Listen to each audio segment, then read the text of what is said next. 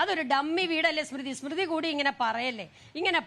നമ്മൾ ഈ കേരളത്തിലെ ജനങ്ങൾ അത്ര ബുദ്ധിയില്ലാത്ത ആളുകളാണോ? വിഡ്ഢികളാണോ? ഈ പറയുന്ന 2.5 വർഷം കഴിഞ്ഞിട്ടും 2.5 വർഷം കഴിഞ്ഞിട്ട് മിണ്ടാതിരിക്കുന്നേ. ഞാൻ പ്രതിപക്ഷമാണോ വീട് പണിയേണ്ടത്? ഭരണപക്ഷമാ വീട് പണിയേണ്ടത്.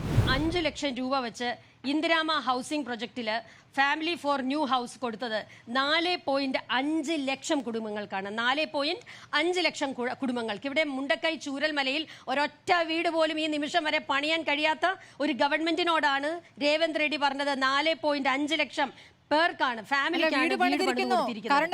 Social pensions, old age pensions, disability 178 വീടുകളായി.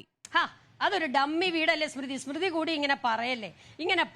നമ്മൾ ഈ കേരളത്തിലെ ജനങ്ങൾ അത്ര ബുദ്ധിയില്ലാത്ത ആളുകളാണോ? വിഡ്ഢികളാണോ? ഈ പറയുന്ന 2.5 വർഷം കഴിഞ്ഞിട്ടും 2.5 വർഷം കഴിഞ്ഞിട്ട് മിണ്ടാതിരിക്കുന്നേ. ഞാൻ പ്രതിപക്ഷമാണോ വീട് പണിയേണ്ടത്? ഭരണപക്ഷമാ വീട് പണിയേണ്ടത്. വീട് പണിയേണ്ട ഉത്തരവാദിത്തം ഗവൺമെന്റ്. ആ ഗവൺമെന്റ് ആ ഉത്തരവാദിത്തം ചെയ്യാതിരുന്നിട്ട് പ്രതിപക്ഷത്തെ നോക്കി ചോദിക്കുകയാണ്. പ്രതിപക്ഷം നോക്കിക്കൊടു സ്മൃതി. അരുൺ സംസാരിക്കുമ്പോൾ ദീപ്തിക്ക് പറയാനുണ്ടായിരുന്നു. ദീപ്തി പറഞ്ഞില്ലല്ലോ. അല്ലല്ല, ഒരു മിനിറ്റ്.